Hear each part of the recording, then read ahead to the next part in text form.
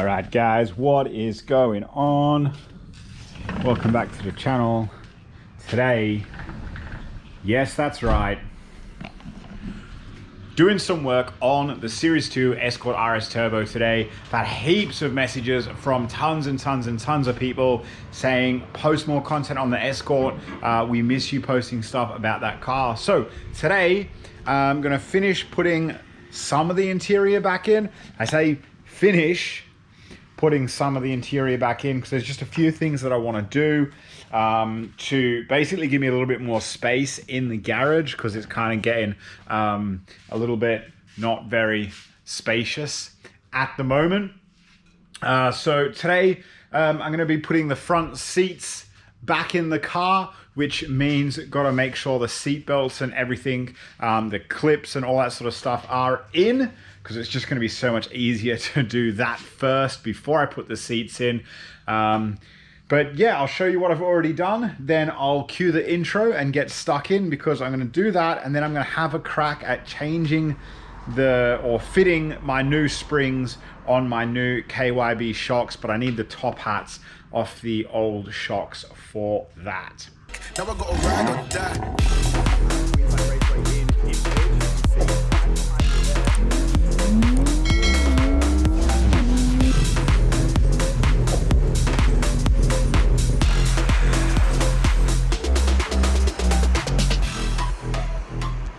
Alright, so time to put the front seats back in the car. Hey guys, this is pretty exciting. I got the underlay and the carpet in yesterday, along with the rear seats and the rear kind of trim quarter panel pieces where the rear passengers would sit. But this car is, quite frankly, it's never going to have rear passengers, so it doesn't matter.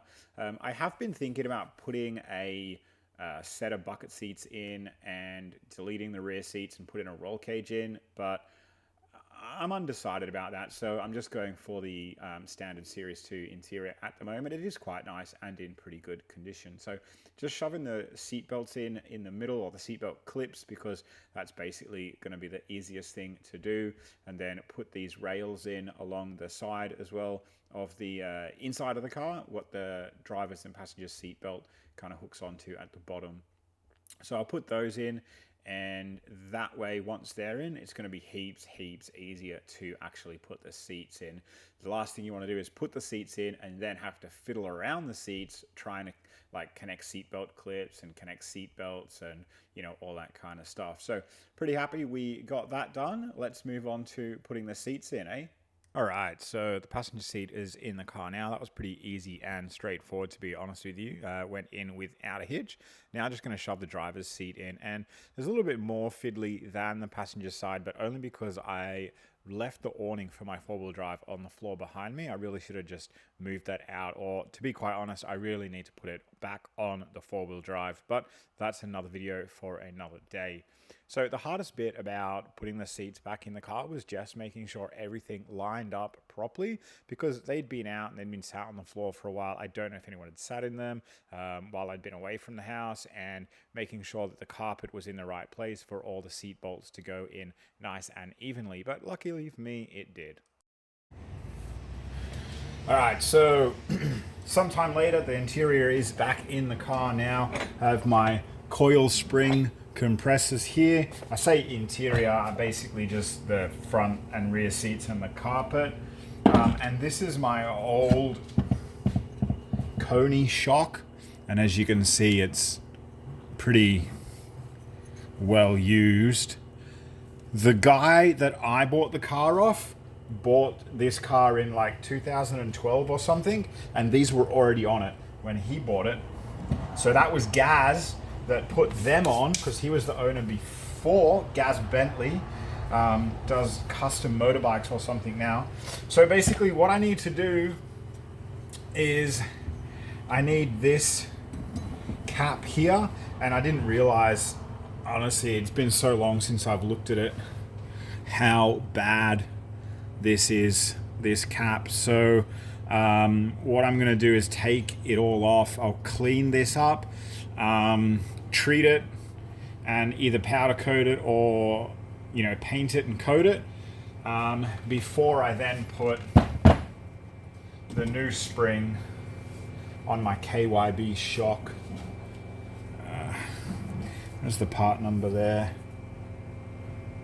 6338002, I think.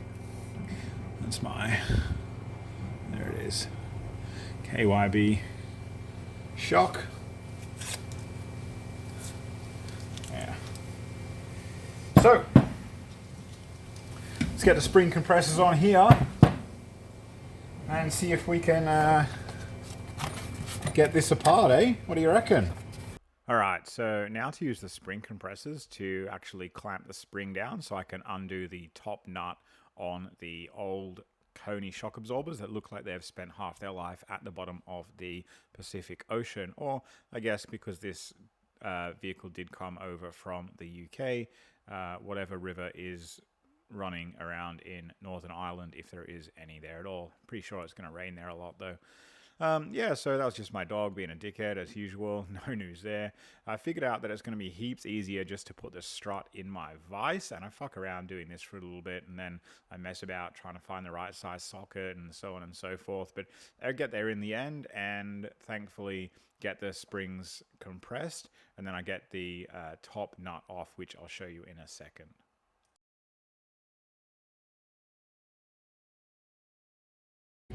19. There we go. The problem is, though,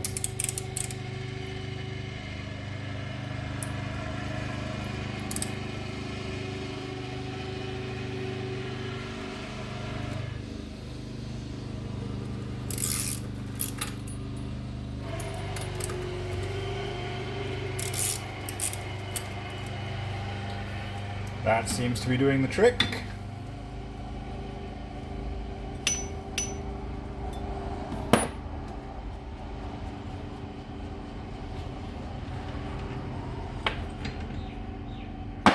These are so handy, guys. Go through sockets, basically, so you can still have something poking out the end of it, and use your socket. Really, really handy. Essential bit of kit.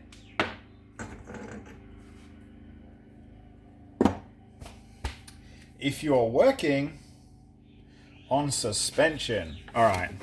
Now time to loosen the spring compressors. I hate this bit because it is pretty, not dangerous, but you just don't want the spring to just go crazy, you know? A few moments later. And there you have it, guys. These won't even pass as brand new secondhand. My springs from the Titanic. These are actually springs from Jack and what's her name? That chick that Jack was boning in Titanic. These are the springs from their bed. That's why they're like this, because they've been at the bottom of the ocean, attached to the Titanic for so long. But there you go. So get rid of this nut here. Now I'm not going to like screw everything back together today, because I need to obviously like do something with this. This is an original Ford part. This goes back on. And then the spring goes on over the top of that.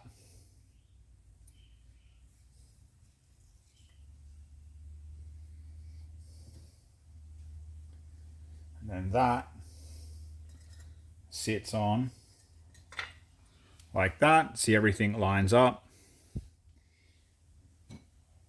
And then that goes over the top and the whole thing screws together. And then I've got my brand new shock and spring. That's pretty much it for today's video. A little bit of a short one, not much happening.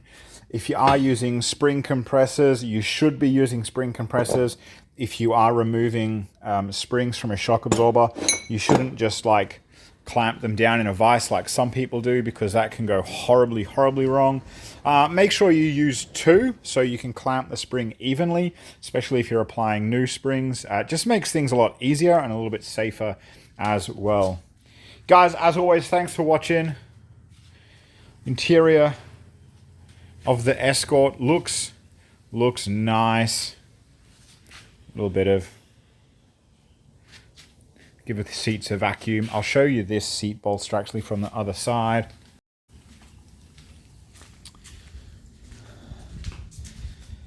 The seat bolster itself is good.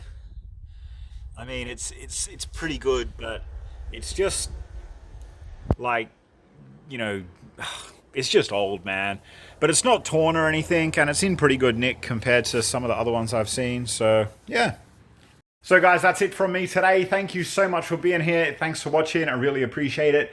As I say on every video, if you're still here watching right now and you're not subscribed, it means you like what's happening here on the videos. So make sure you hit subscribe and the bell to get notifications of when I upload more videos. Thank you so much, guys. Appreciate you. Check back in next time.